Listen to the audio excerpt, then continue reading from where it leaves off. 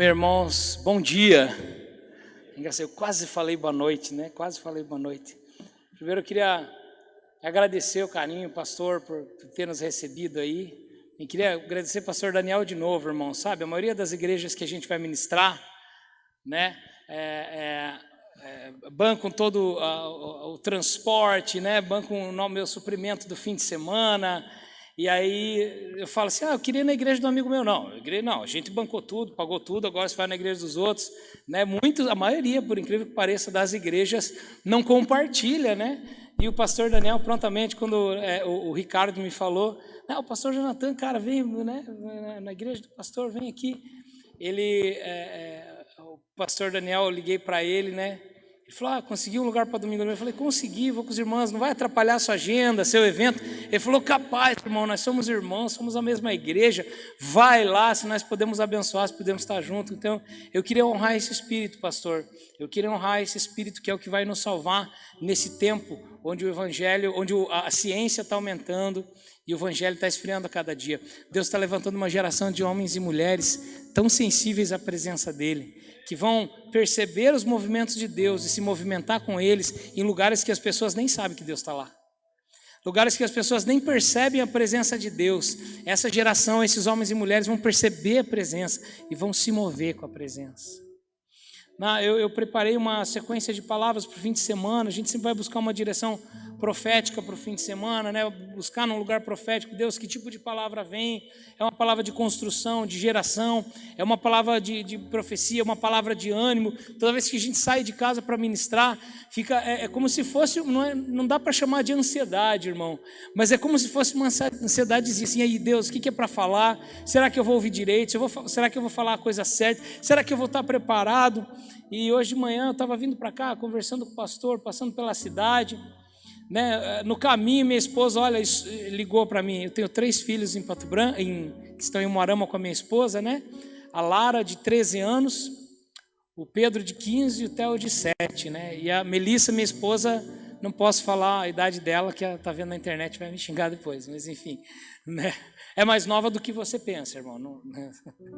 E a Mel ligou, falou, Cris, estourou a caixa do disjuntor nos quartos dos meninos, né, dos chuveiros desligaram, está saindo uma fumaça, um cheiro de queimado na casa, né? E rapidamente um amigo meu, ontem já estava dando cheiro de fumaça, hoje de manhã foi um amigo meu, pastor da igreja metodista, lá em Umuarama, que é eletricista também, foi lá socorrer. Eu estava chegando aqui, ele falou, cara, estourou tudo, não tem luz na sua casa hoje, amanhã eu te faço um orçamento. Eu falei, então ora por mim, cara, que eu estou indo pregar, é tão gostoso, então, o eletricista está orando por mim, para eu estar pregando, né?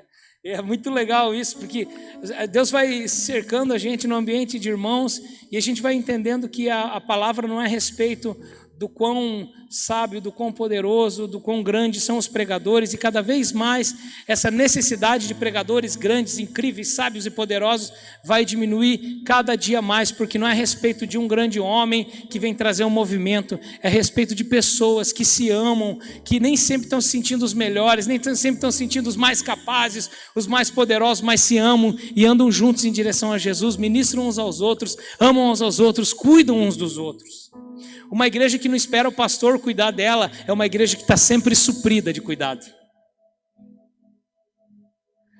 Uma igreja que não está esperando alguém cuidar dele o tempo inteiro, é uma igreja que está sempre suprida de cuidado, porque não é a respeito de um homem que recebe um salário e uma missão e vem aqui para cuidar da nossa vida espiritual, é a respeito de eu e de você, de eu e do irmão que está do meu lado, eu que oro, eu que sustento, eu que caminho, meu irmão fica doente, eu que vou orar. E eu fico doente, eu tenho um irmão para ligar, dizer, cara, liga para mim que eu não estou bem, eu sou tentado por Satanás, sou tentado, a Bíblia diz, ninguém é tentado por Satanás, não diga que é tentado por Satanás, nem por Deus, mas nós somos tentados segundo a nossa própria concupiscência, né? Os nossos próprios desejos internos, aqueles contra os quais a gente luta todos os dias para manter a santidade, mas você tem um lugar que você pode ligar para o irmão e dizer, irmão, ora por mim que eu estou sendo tentado. Ora por mim que está difícil, está um momento difícil de resistir, estou numa angústia financeira, e tem uma saída que não representa Deus, ou estou numa situação aqui sozinho, estou sendo tentado, e ter alguém para você ligar, que não é uma pessoa para 200, mas é 200 para uma. Isso é a igreja que Deus está construindo, a igreja saudável, a igreja onde nós nos sujeitamos uns aos outros em amor. Sujeitar uns aos outros não é aquela, vou me sujeitar, vou ser submisso, agora você traz a direção e eu obedeço. Esse negócio de você traz a direção e eu obedeço, irmão, até funciona com criancinha. Então quando a criança é pequenininha, eu falo para ela assim, você precisa comer agora. Não, mas eu não estou com vontade, mas você precisa. Quero comer chocolate. Não. Irmão, só baixa só um pouquinho o teclado nesse monitor para mim.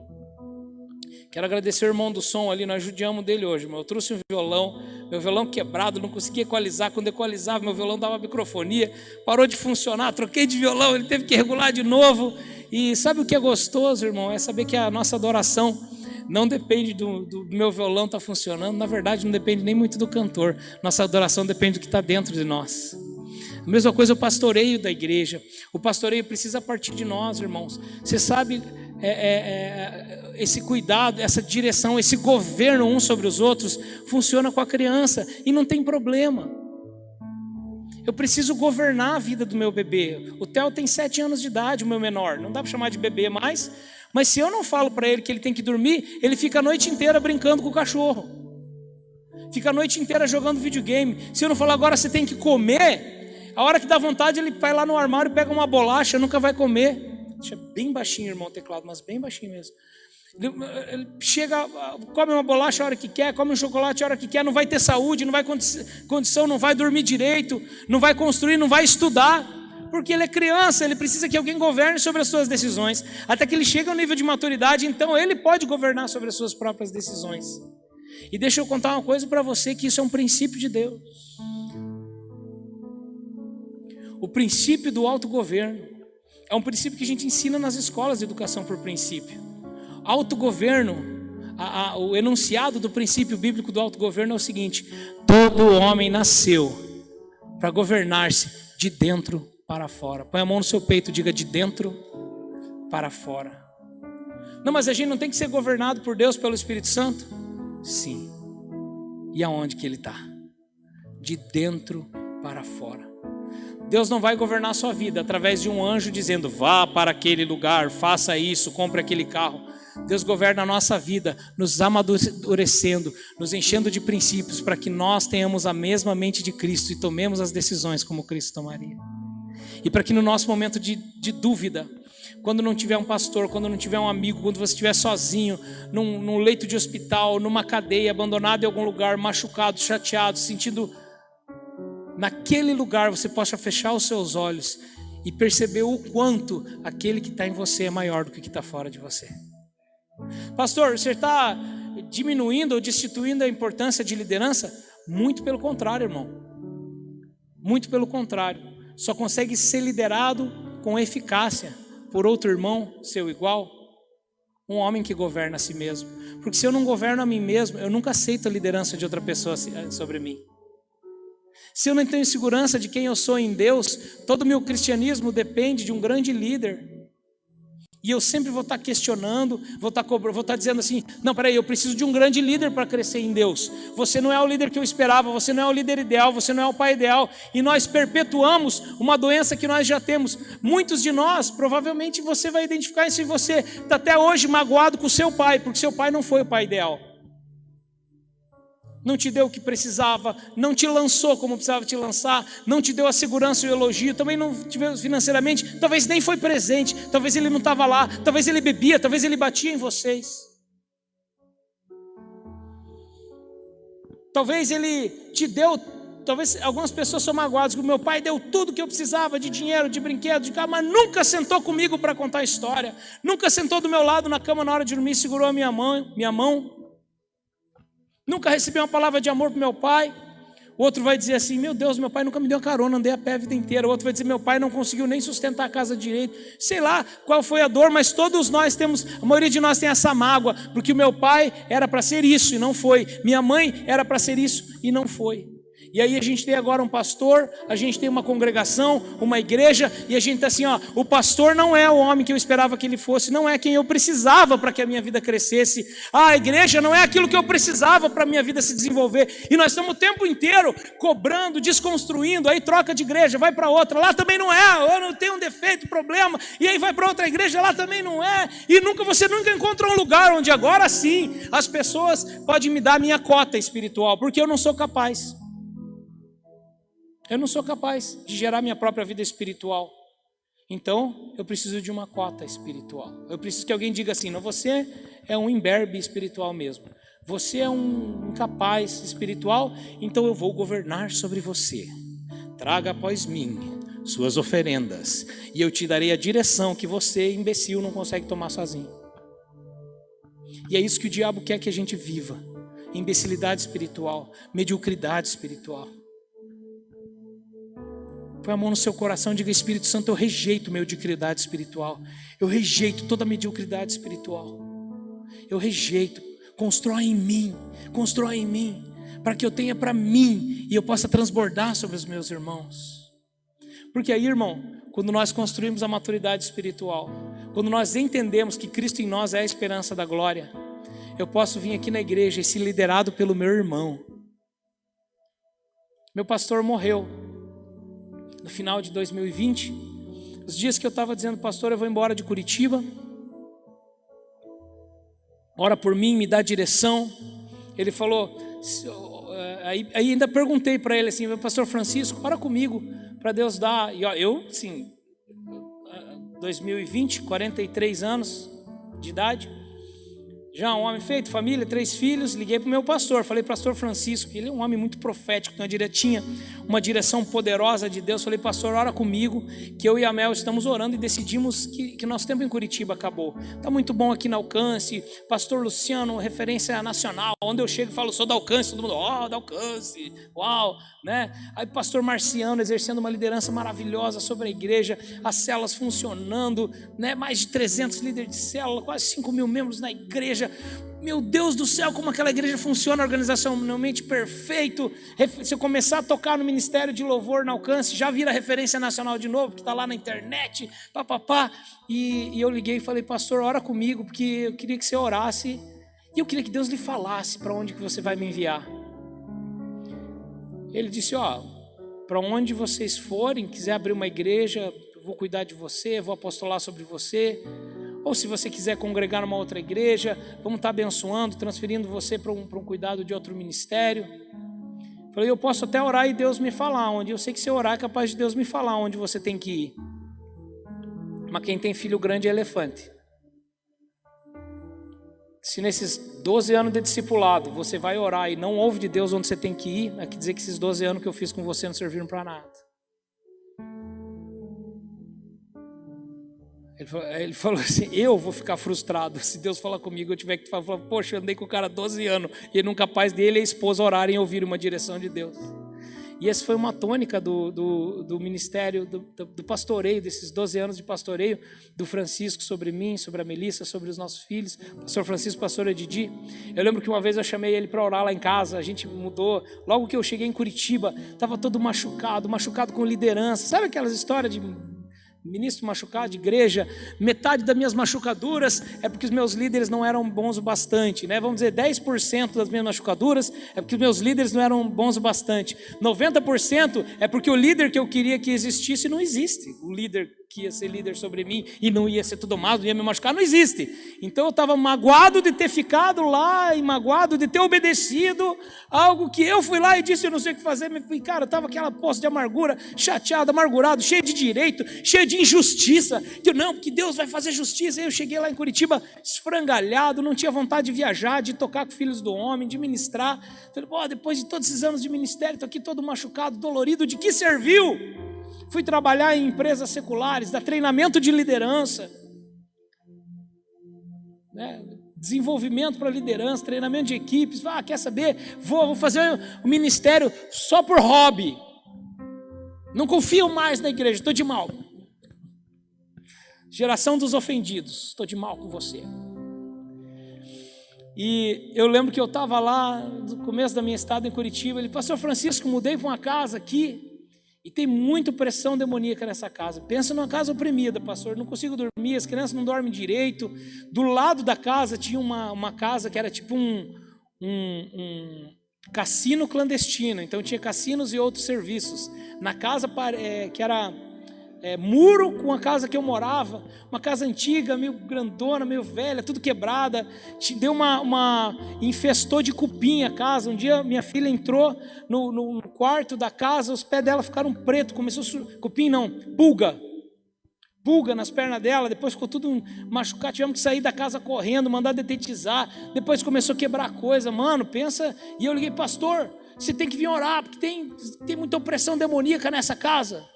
Ele falou, mas essa hora da noite, vou aí orar por cimento, por tijolo. Eu falei, o demônio está fazendo o que ele nasceu para fazer, é isso mesmo. Quem não está fazendo é você. Então se você entrou em casa e o demônio não saiu, o problema é teu, não do demônio. Esse é o serviço dele. É você que não está fazendo alguma coisa que devia estar fazendo. Agora eu vou ir na tua casa para passar óleo na parede, mano, ungir tinta e porta. Já ungi você, já orei por você. Ordenei pastor lá em 2002. Você vai orar até a opressão sair, meu irmão, ou vai se resolver com Deus, cara. Esse nível de pastoreio. Quando nós estávamos para sair de Pato Branco, Deus falou com ele que nós iríamos sair de Pato Branco. E ele falou, eu tenho uma sugestão. A gente vai caminhar com você, com cura, com trabalho.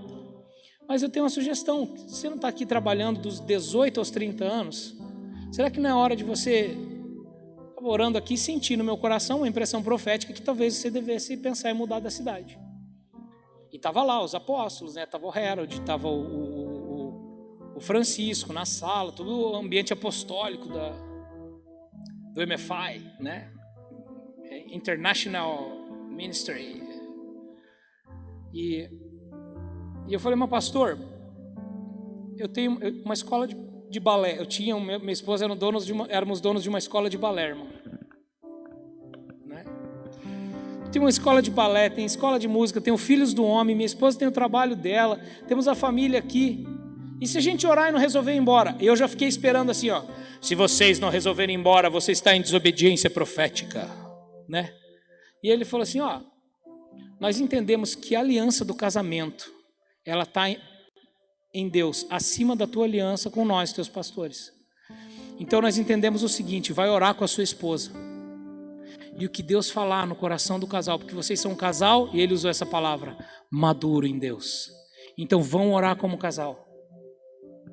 E se vocês entenderem que é para ir embora, nós vamos perceber realmente foi Deus que falou conosco. Mas se vocês entenderem que tem que ficar, Cris, eu acho que as coisas vão ser mais difíceis.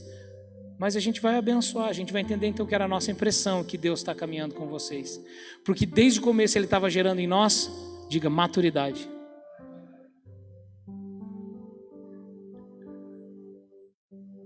Nós fomos orar, e é claro que Ele estava certo.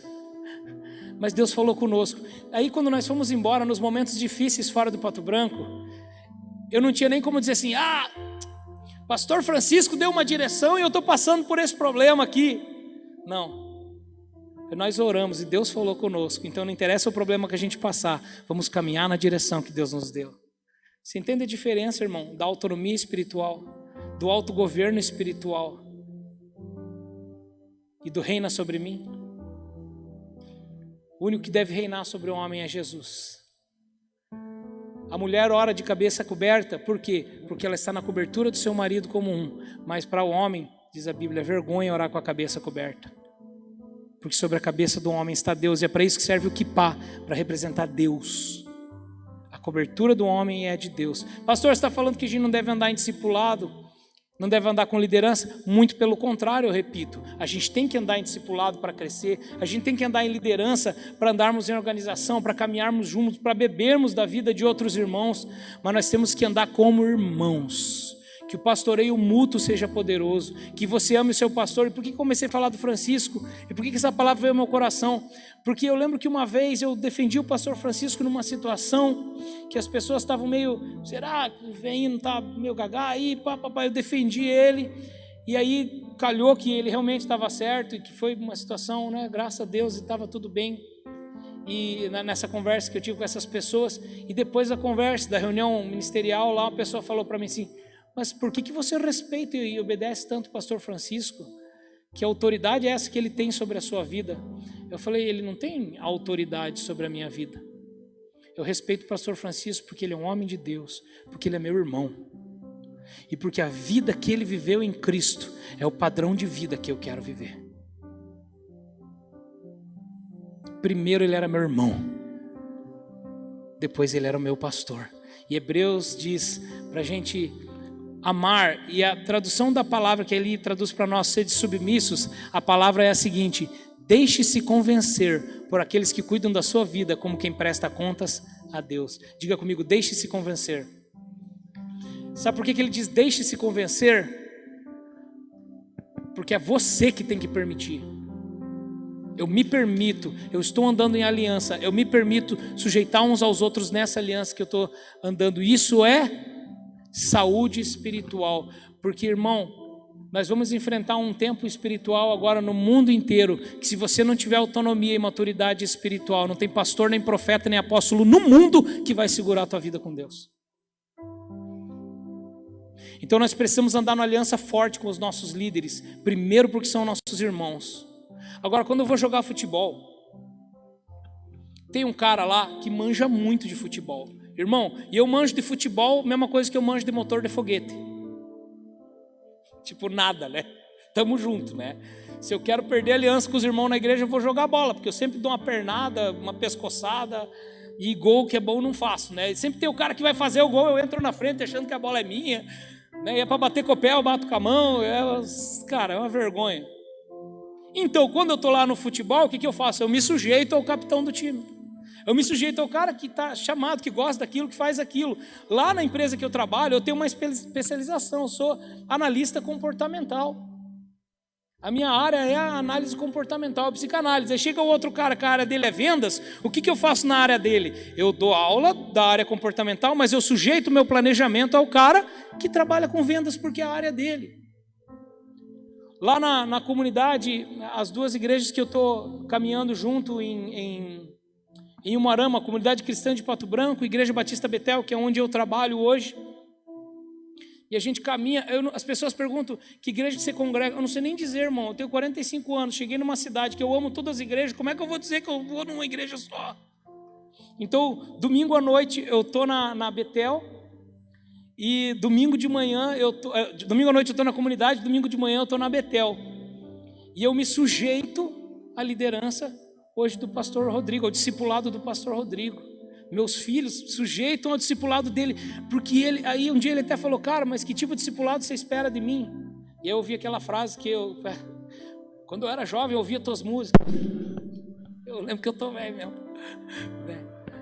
Falei: cara, aí a pastora me falou uma coisa que derreteu o meu coração. A pastora é uma mulher de Deus, uma igreja de mais de 1000 membros. A pastora falou: Cris, eu queria saber que discipulado que você e a Melissa esperam, porque a gente não se vê capaz de discipular. Vocês já foram pastores de até 34 anos de idade de igreja local, você trabalha com liderança, com formação de pastores. Hoje o principal do meu trabalho é treinamento, é isso que eu faço na Betel, treinamento e desenvolvimento de maturidade em líderes e pastores. E eu estou lá, e como é que a gente vai discipular? Eu falei: mas pastora, Deus te colocou no lugar onde você está, tolo seria eu para achar que eu não posso beber da sua vida. Vamos andar junto, eu quero um lugar, eu quero o pastor Rodrigo para eu abrir minhas dores, meus problemas, confessar meus pecados, pedir socorro nas minhas tentações, poder contribuir, poder fazer parte do crescimento da igreja. O senhor se incomoda de domingo à noite eu ir na comunidade? Não, vai lá, é uma igreja irmã. Aí domingo à noite minha esposa dança, eu faço louvor na comunidade. Mas tem uma aliança ali com o pastor Rodrigo. É porque é muito engraçado, né? Eu cheguei em Umuarama para trabalhar, como é que se escolhe uma igreja, irmão? Não tem uma igreja que eu vou entrar lá e dizer: não, essa aqui não é muito boa para mim. Tipo, não, mas essa aqui também não, aquela é boa, essa aqui agora sim. Não tem, irmão, porque a igreja chama igreja, mas se você achar uma igreja perfeita, não entre, irmão, que tu vai estragar se tu for lá. Não vai. Agora Deus está levantando uma geração de homens e mulheres que tem um relacionamento tão profundo com Deus,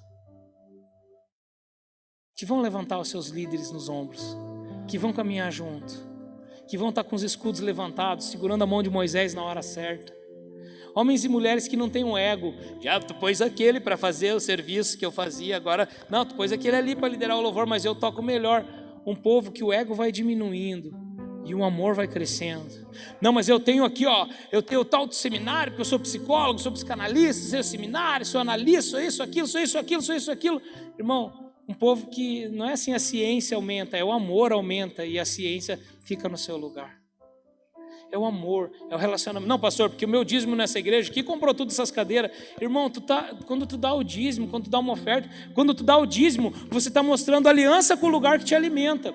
Quando tu dá uma oferta, tu está mostrando tua generosidade, dando algo que tu não precisava dar e tu dá. O que você não está fazendo é comprar ações da igreja para você poder mandar também. Você está fazendo parte de algo que é tão maior do que o ego e as nossas construções pessoais. Abençoa, irmão. Meu pai dizia assim, quando o irmão te pedir emprestado, se tu não tiver coração para dar, não empresta, porque senão tu vai te magoar. Então, se tu tem dificuldade com oferta, com dízimo, irmão, abençoa essa igreja, não dá. Fica para ti.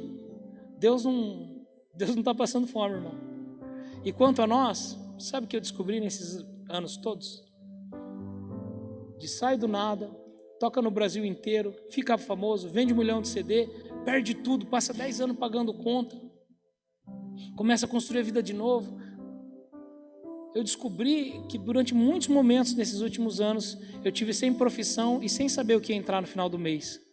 Mas nunca faltou comida gostosa em casa.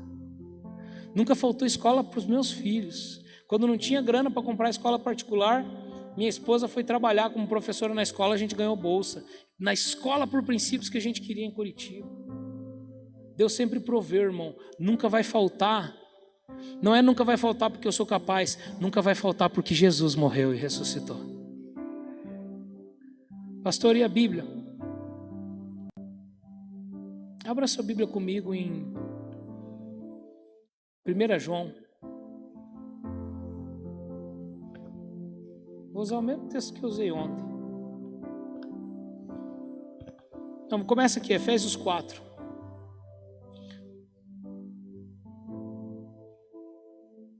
O pastor disse que eu tenho até as 23h30 para pregar hoje, é isso? Ele falou 11h30? O pastor me disse 11h30, 23h30, certinho, então. Não se preocupe, eu termino até lá, irmão. Você vai jantar em casa.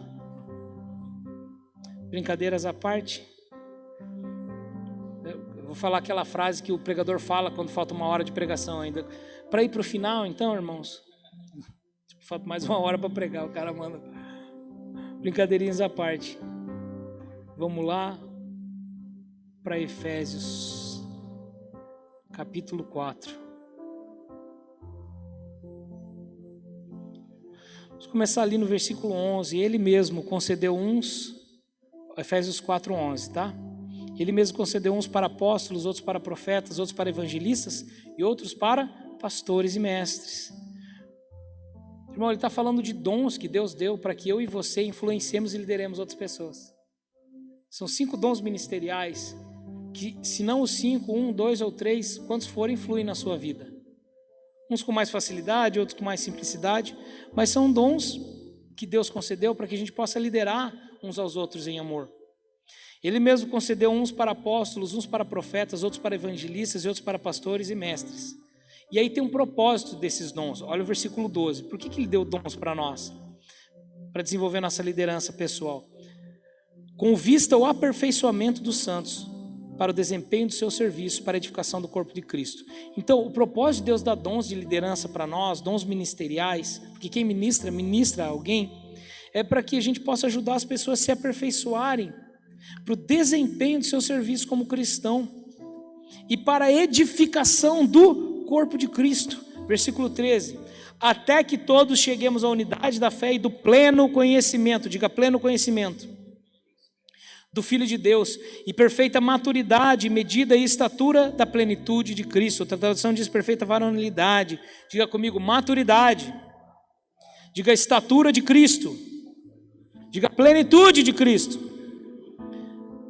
E aqui descreve um ponto dessa plenitude no 14. Para que não mais sejamos como meninos, agitados de um lado para o outro, e levados ao redor por todo vento de doutrina, e pela artimanha de homens, pela artimanha dos homens, e pela astúcia com que induzem ao erro. Sabe o problema da gente procurar homens perfeitos para a gente seguir?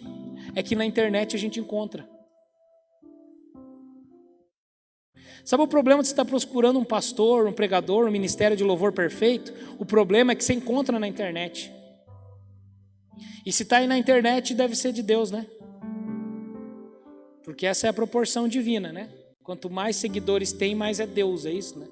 Esses dias um desses jovens jovens pastores, que pregam essa teoria aí que pode pecar, que Jesus te ama e te perdoa, né? No inferno não é para você, não é para os seres humanos. Realmente, o inferno não foi criado, o inferno não é para nós.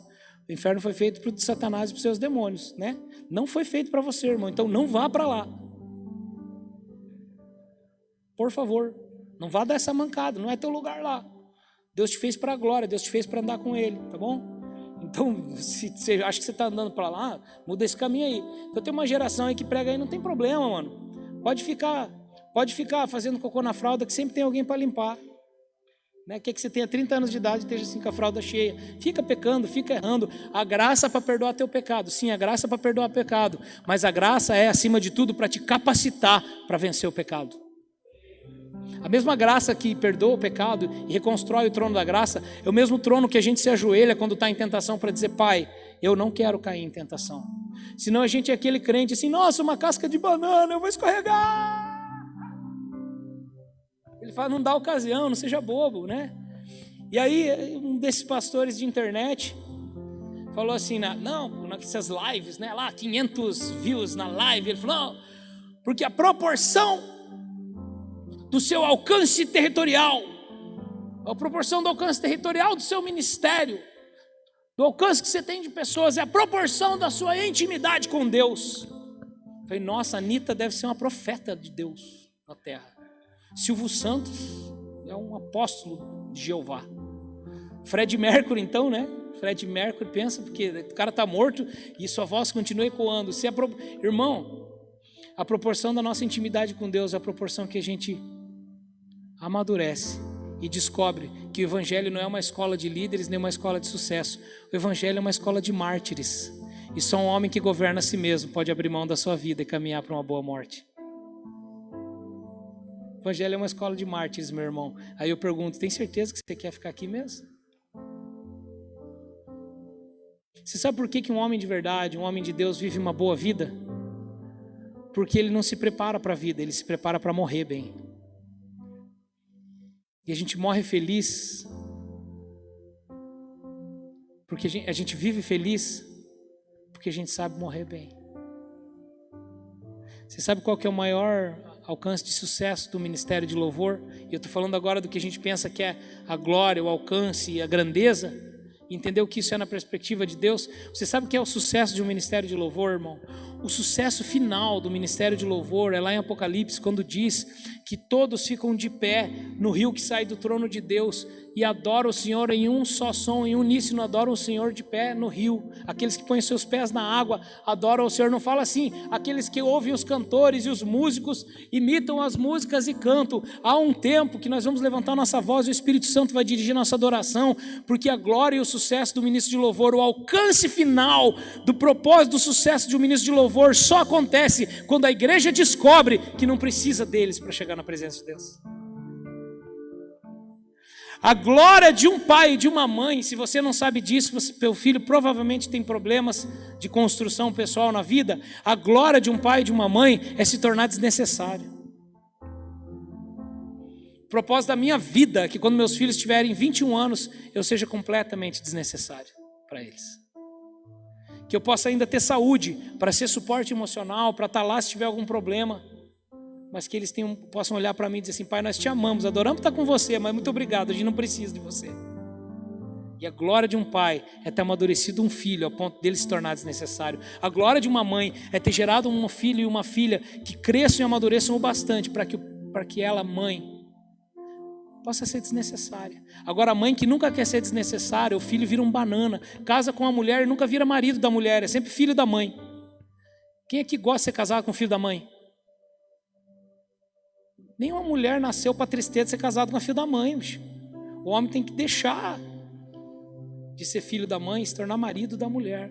Mas e a mãe? Né, como diz aquele jogador de futebol lá, o meu xará, o Cristiano, né? Não, troquei porque tive que escolher entre minha mãe e minha esposa, e mulher a gente arranja por aí outras, né? Mas mãe só tem uma. Bem como a Bíblia diz, né? E a gente pergunta, por que uma geração inteira está perdendo a maturidade? O propósito dos dons que Deus te deu é porque tem pessoas aí fora que estão vivendo uma infância que nunca acaba, e Deus vai te levantar para gerar maturidade no seio da igreja. Deus vai levantar você para amadurecer e transbordar a maturidade sobre a vida dos seus irmãos. Esse é o propósito de Efésios 4. Eu quero terminar, viu? Agora falta uma hora mesmo. Brincadeiras à parte. Quero terminar com 1 João, porque o churrasco tem que pôr cedo, senão fica ruim. 1 João, capítulo 2. Já vou ler ali enquanto você acha, continuando falando dessa maturidade. Irmãos, vocês estão entendendo que eu não estou desconstruindo liderança e submissão uns aos outros na igreja? Os irmãos entendem isso? Que eu não vai, se você chegar para o pastor, o pastor falou lá que eu tenho que me governar, não tenho que ouvir você. Irmão, nessa tua infância aí, significa que alguém tem que ficar dizendo ainda que hora que você tem que dormir, o que você tem que comer. Porque quando você está olhando para o teu líder dizendo, porque eu sou, porque eu... Sabe uma característica de um homem que não é homem de verdade ainda? É que ele está sempre tentando provar que é homem. Porque eu faço isso, porque eu sou homem.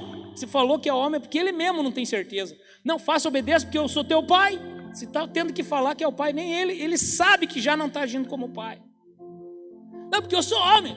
Olha que, esses dias eu estava na igreja e o irmão contando, porque eu fui lá no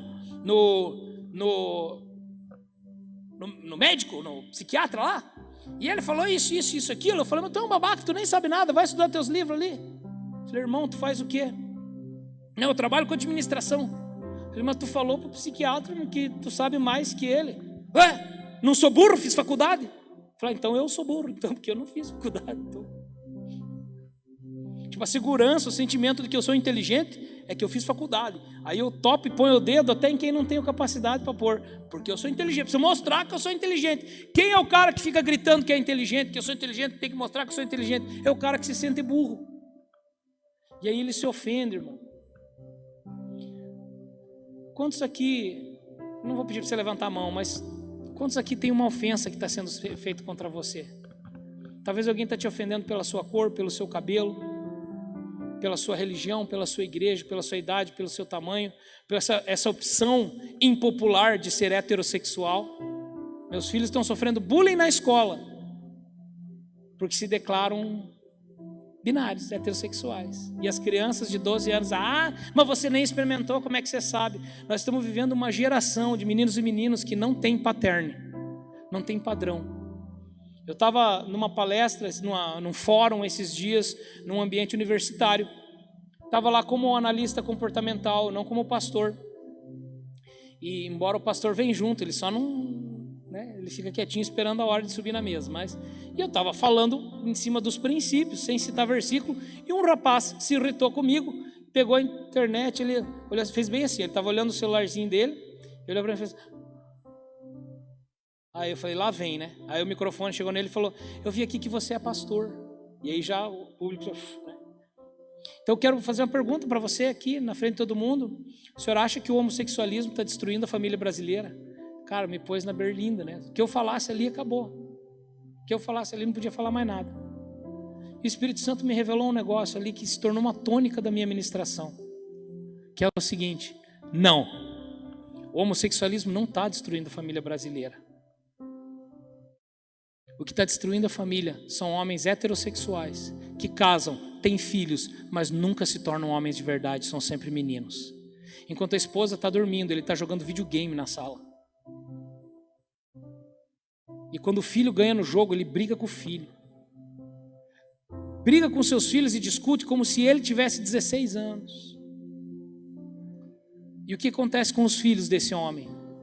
Não vou ter paterne, não vou ter padrão, não vou ter construção.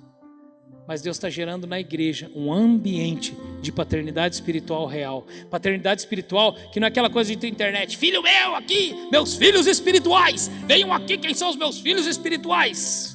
Lamba o meu pé.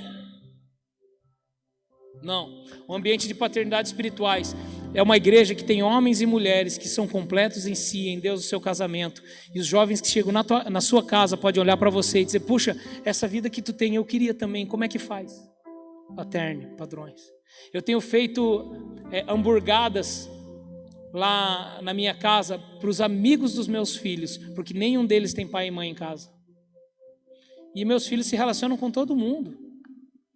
E eu incentivo eles a se relacionarem. Eles têm amigos de todas as opções, físicas, emocionais, sexuais, todas as opções que o mundo oferece.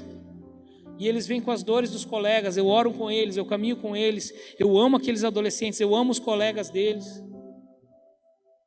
Porque isso aí que é a nossa igreja, irmão. A nossa igreja é aqueles caras que a gente despreza lá na rua. A nossa igreja é aqueles caras que quando estão marchando a gente quer que caia um raio do céu e mate todo mundo. Eles são a nossa igreja. Eles são as pessoas que nós não deveríamos ser acusação, deveríamos ser padrão de Deus.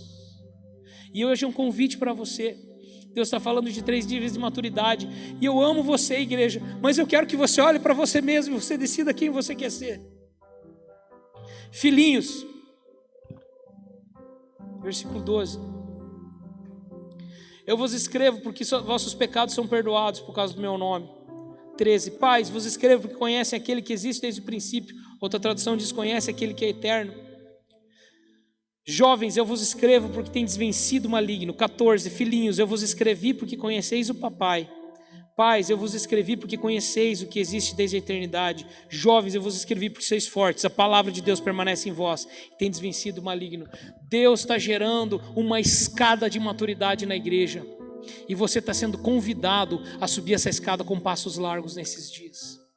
Eu sei que você pode estar se sentindo inferiorizado por coisas que você não alcançou, ou pode estar se sentindo inferiorizado por medo, por dificuldades emocionais, por dificuldade de andar em santidade, ou por dificuldade de resolver sua depressão, sua ansiedade, sua dificuldade financeira. Talvez você esteja se sentindo que você não é capaz, que você não pode ser padrão por alguma dificuldade que você tem, mas é por isso aí que mora a nossa dependência de Deus. Não é a nossa capacidade que nos amadurece, é a nossa sujeição ao que Deus fala de nós e não ao que o mundo e a nossa cabeça fala de nós. E ele está falando 3 níveis de maturidade. Eu quero que você busque nessa escala de maturidade espiritual. Filhinhos, eu vos escrevi porque vocês conhecem o amor do Pai. Filhinhos, eu vos escrevi porque seus pecados são perdoados, porque essa é uma característica da criança. O pecado, peca, o pai limpa, peca, o pai ama, peca, o pai ama. Quem mais sente o amor do papai? O filho de 15 anos ou o filho de 5? O filho de 5, porque é o filho de 5 que corre, que bate a cabeça, que cai, que faz xixi na calça, que faz xixi na cama. É o filho de 5 que suja, é o filho de 3, de 2 que suja a fralda, tem que limpar, suja a fralda, tem que limpar. Eu tive 3, irmão. Eu sei que vida de pai é assim, tem fases e fezes. Né? Uma criancinha é bonitinho, irmão. Eles fazem cocô na gente, em vez de fazer, ai que nojo, a gente tira foto e mostra para os amigos, ó, fez cocô em mim. Né? Você ser pai, acordar de madrugada, quem aqui é pai? Né? Acordar de madrugada, aquele cheirinho de fralda xixada, não é a coisa mais boa da sua vida? Você acordou assim, nossa, eu tenho um filho, aquele cheirinho de xixi da madrugada. Todo mundo, quem não é pai, olha, pô, cheiro de xixi, mas aquele cheirinho de xixi do neném de madrugada, você acorda, você sabe que você tem um ninho, que você tem um lar, você vai lá e limpa aquele xixi, acorda de madrugada. Irmão, eles são brincadeira. Eles roubam a esposa da gente, mijam, fazem cocô em nós, vomitam, tiram o tempo e a gente está feliz da vida. Porque eles conhecem o amor do papai. Seus pecados são perdoados. A gente está sempre com a mão na bundinha assim, ó. Lenço, haja lenço umedecido, né, irmão? Eu contei até 1 ano e meio do Pedro, foram 1.800 fraldas. A gente trocava a fralda e riscava a parede da cozinha assim. No primeiro filho, depois perdemos a conta. No primeiro filho, né? Aquele que, meu Deus, caiu o bico no chão, a gente fervia o bico, né? O Theo caiu o bico no chão, você dá uma lambida, punha nele de volta. Embora o Theo não usou o bico, mas seria assim, se fosse. Aí tá lá, todo tem Covid, a criança tá no chão. Aí tá o Theo num corrimão do negócio assim. Mas teu filho tá lambendo. Irmão, agora já lambeu. Gritar com ele, grita, só vai assustar a criança. Theo, filho, não lambe aí, filhão. Não lembro dos meus filhos gripados, irmão. Lê uma aqui outra vez. Mas isso é a característica do bebê. Agora, jovens, vos escrevi porque vocês sois fortes e tendes vencido o maligno. Faz parte da maturidade espiritual vencer o maligno. Faz parte da maturidade espiritual a musculação da alma. Sabe o que chama musculação de alma? Musculação tem 3 elementos, né? Ele tem o peso, a gravidade e o músculo. Aí você vem lá com o músculo e ergue aquele peso. E a gravidade faz o quê?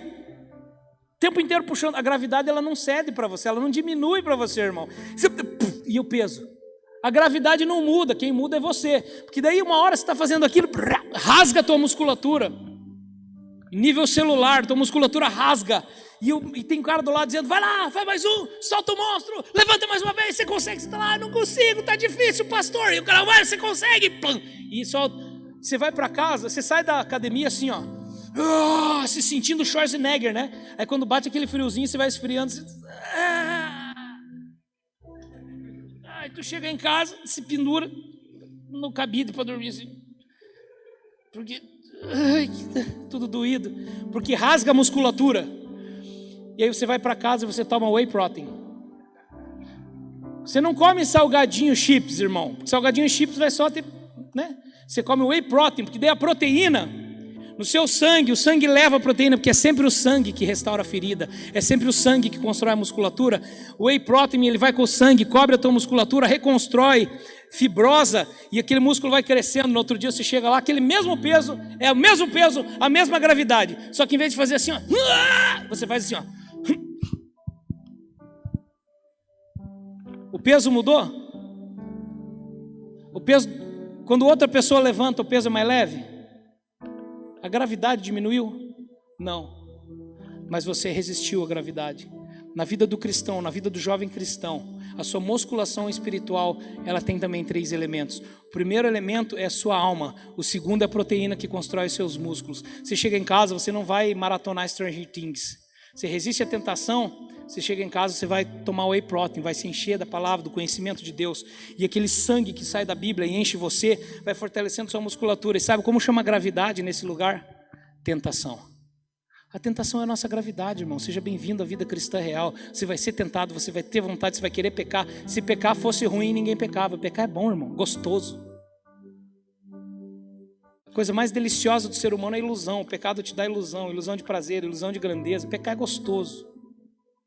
Só que no resistir aquilo que é bom para a tua carne, você constrói uma alma poderosa, até que mude aquilo que é bom para você. Só que o mundo diz assim, não, faz aquilo que você tem vontade, vai ficar bem, vai ficar feliz. Quem te faz sorrir é quem te ama. Sabe por quê? Porque o mundo quer que você seja criança a vida inteira. O mundo quer que você seja uma pessoa que não sabe dizer não para suas vontades. Sabe por quê? Porque eles vão balançar um doce na tua frente, eles sabem que eles te controlam. Porque tudo que é gostoso você vai querer. Aí eles põem uma coisa gostosa e todo mundo vai atrás. Porque é gostoso. Mas o último lugar. Diga pai. Diga pai. Paterne. Padrão. Palavra paterne, que gerou a nossa palavra pai. É a palavra que significa padrão em grego. Pais. A criança, ela está sempre sujando a fralda, limpando. E ela conhece o amor do pai. O jovem, ele resiste o maligno, porque a palavra permanece nele e ele vai se tornando forte. Mas pais, eu vos escrevi porque os seus olhos estão naquilo que é eterno. Maturidade espiritual é quando o mundo está acabando ao seu redor, mas os teus olhos olham para o que é eterno. Maturidade espiritual é quando todo mundo está pondo medo, desespero, angústia na sua vida e você se enche de internet procurando a informação certa para saber o que fazer e vai continuar iludido. Mas daí você olha para o céu E Deus te dá a direção, e você caminha, e você guarda a tua casa, e você constrói a arca. Irmão, se Noé ficasse olhando notícia do Instagram, se Noé acreditasse em tudo que a Associação Mundial de Saúde, que o governo, que todo mundo fala, Noé nunca tinha construído aquela arca. Deus está chamando você para construir uma arca na sua casa, para construir seus filhos, colocar lá dentro eles cheios da palavra, cheios da presença. E a arca é maravilhosa, irmão. Se a gente não soubesse que lá fora é morte, ninguém aguentava o cheiro lá dentro. Isso é a arca, construir um lugar, a despeito do que todo mundo fala, construir um lugar onde assim, ó, na minha casa não. Diga assim, na minha casa não. Na minha casa não. Eu não preciso mais defender meus filhos de professor socialista e de mentalidade mundana. Embora o nosso estudo brasileiro, desde 1997, toda a construção da escolaridade brasileira, ela é socialista, ela é a respeito de você precisa de alguém reinando sobre você, mas Deus está construindo dentro da igreja alguém que é teocrata, alguém que, ok, vocês me falaram, parece lógico, deixa eu consultar o meu Deus, e eu vou buscar nos princípios do Senhor, porque a internet tem muita coisa lógica, mas os princípios do Senhor são inabaláveis. As regras mudam, irmão, porque as regras servem para nos servir. As regras, elas nos pertencem, as regras são para nos servir. Então meu filho obedece regras na minha casa hoje, que daqui a pouco não vão mais servir para ele. E você diz, pode, não tem problema, desafie as regras, questione as regras, é bênção questionar regras, irmão. Porque questionando regras a gente vai amadurecendo. O problema é se você questiona regras, mas você não tem princípios fortes o bastante para construir regras no Senhor. Então eu não quero que os meus filhos saibam obedecer regras, eu quero que eles tenham tanto de Deus, tanto de princípio, tanto de padrão, de comportamento, de casamento, de vida, de perdão, de restauração. Eu confesso minhas tentações para o meu menino de 15 anos, ele ora comigo, ele me ouve, ele sabe as coisas que me tentam, ele me vê lutar, mas ele me vê vencer. E aí quando o mundo tenta ele, sabe o que ele faz? Pai, agora é minha vez, pai. Pai, olha o que eu fiz, eu estou com vontade, eu estou precisando, ora comigo, pai. Porque ele sabe que existe um lugar seguro, onde eu posso confessar sem ser julgado, um lugar onde tem um padrão cheio de princípio, porque quando eu morrer, ele vai construir as regras dele, e as regras deles vão apontar para o Senhor. Ele vai ter um coração apontado para Deus, e por isso que em Atos, Deus mesmo fala a respeito de Davi. Eu escolhi Davi para reinar, porque o seu coração era apontado para mim, por isso sabia que ele ia fazer a minha vontade. Deus não falou, eu chamei Davi porque ele era inteligente, porque ele era estudado, porque ele era um bom rei, porque ele vinha de uma família. Ele disse, eu escolhi Davi, porque o seu coração estava apontado para mim, por isso sei que ele faz toda a minha vontade. E hoje tem uma geração que não sabe se escolher o vestibular certo. Aí você fala, mas mano, como não sabe se escolher o vestibular certo? Não sei, será que eu acertei, será que eu errei? Sabe como você faz para ter certeza se você está acertando ou errando nas suas decisões? Tenha um coração apontado para Deus, porque ainda que a tua lógica não te construa, teu coração apontado para Deus, teus princípios vão te dar segurança para você ir contra a maré dessa geração. E esse é o meu desejo, igreja, por isso que ali, isso está queimando no meu coração. Deus vai levantar a igreja tão madura que nós vamos só caminhar e eles vão nos seguir. Não se preocupe, irmão, você não vai precisar dar tiro. Talvez precise aprender a tomar uns tiros, mas não vai precisar dar tiro, porque uma coluna de fogo vai durante a noite te aquecendo e protegendo, porque uma nuvem vai durante o dia te guardando. É o poder de Deus e a presença do Espírito Santo. Eu não sei quanto tempo você passa assistindo televisão e olhando o Instagram, mas você quer maturidade? Ai, pastor, precisa ser mais prático. Tá bom, não liga essa maldição desse celular antes das 10 da manhã. E desliga essa maldição desse celular 9 horas da noite, pelo menos 1 hora antes de você dormir. Não deixa teu filho acordar de madrugada e te ver olhando o celular, vendo televisão. Construa um tempo com a sua família, para que seus filhos vejam você, para que os seus filhos estejam com você. Mas eu nem sei o que ensinar, não precisa ensinar nada, fique com eles. Tem um desenho que o seu filho gosta, senta e assista, e tiver alguma coisa ruim no desenho, fala, ó filho, isso aí não é dos princípios de Deus. Isso não é o que Deus diz na palavra. Vamos ver o que Deus diz na palavra? Troca de desenho, troca construção, porque Deus te chamou para ser padrão, de dentro de casa, depois fora. Amém, igreja? É isso que eu tinha para falar. Eu quero te incentivar, porque Deus está descendo fogo, e o fogo do avivamento dessa vez, irmão, não é para você sentir uma coisa e sair babando, chorando, rindo, e não é, o fogo dessa nova geração, o fogo do avivamento é para levantar uma geração que consegue perceber Deus onde os outros não percebem. Uma geração que vai andando e vai um rastro de fogo atrás.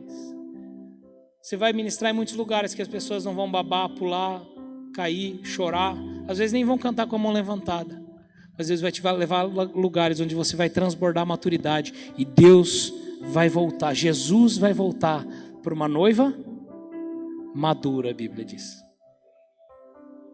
Então vamos parar de buscar um monte de coisa. Porque posso ser sincero com você, desculpa bater, eu amo adoração, intercessão é minha vida. Minha vida é adoração e intercessão. Isso é o fundamento do meu ministério. Adoro cura interior, por isso fui estudar psicanálise. Adoro cura do coração. Mas a Bíblia não diz assim, transformai-vos pela renovação do vosso louvor e adoração. A Bíblia não diz transformai-vos pela renovação das vossas emoções. A Bíblia diz transformai-vos pela renovação da vossa mente. Assim como Deus é trino, o Pai governa, o Filho executa e o Espírito Santo conecta, você é um ser trino, da perspectiva espiritual e psicológica. Teu coração, teus sentimentos, a função deles é conectar você com as pessoas e com as coisas. Os teus instintos, o teu corpo, a função é executar aquilo que está em você. Mas a função de decidir está na mente, está no lugar onde a fé habita. Certeza daquilo que você não vê. Essa é a mente de Cristo. Pai amado, quero te agradecer por esse tempo, por essa igreja, agradecer por esse período de louvor gostoso, pelos irmãos que eu conheci.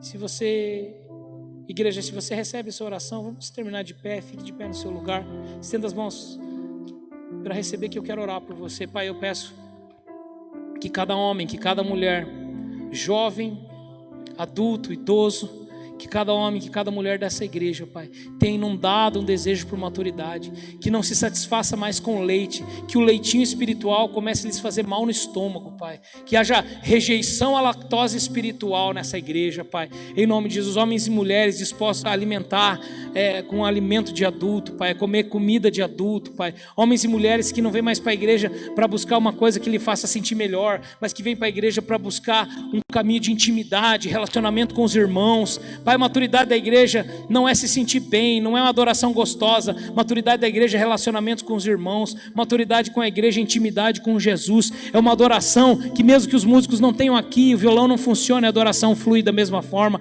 porque é a respeito de quem tu és e não do que nós precisamos. Pai, que eles entendam a tua presença, que eles entendam que o Senhor não reage às nossas dores, o Senhor reage à nossa fé, e a fé é uma decisão. A fé é uma decisão. A fé é uma decisão que vem na mente, que vem, eu decido acreditar, eu decido crer. Gera na tua igreja coragem para crer. E eu oro sobre eles a mesma oração que Paulo orou sobre Efésios, que sobre o conhecimento que tendes de Cristo Jesus, ele seja derramado pelo Pai do nosso Senhor, o espírito de sabedoria e revelação, que sejam iluminados os olhos do vosso entendimento, e saibais o verdadeiro propósito da herança e do poder que recebestes e que já tens. Aleluia, em nome de Jesus, amém, amém. Se você recebe, dê um forte aplauso ao Senhor. Obrigado, irmão, por esse tempo maravilhoso.